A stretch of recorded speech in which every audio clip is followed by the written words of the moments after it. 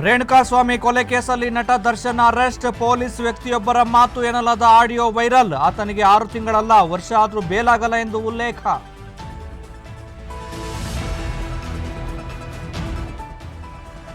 ಪವಿತ್ರಾಗೆ message ಮಾಡಿರೋದು ಗೊತ್ತಾಯ್ತು. ಅಶ್ಲೀಲ ಮೆಸೇಜ್ ಮಾಡಿದ್ರೆ ಸರಿ ಇರಲ್ಲ ಅಂತ ವಾರ್ನ್ ಮಾಡಿದ್ದೆ. ನಾನು ರೇಣುಕಾಸ್ವಾಮಿಯ ಕೊಲೆಯನ್ನ ಮಾಡಿಲ್ಲ ಎಂದ ದರ್ಶನ್.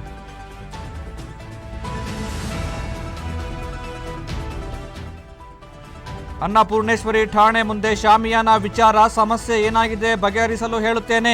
ಜನರ ಹಿತದೃಷ್ಟಿಯಿಂದ ಕ್ರಮ ಕೈಗೊಳ್ಳಲು ಹೇಳುವೆ ಎಂದ ಪರಮೇಶ್ವರ್.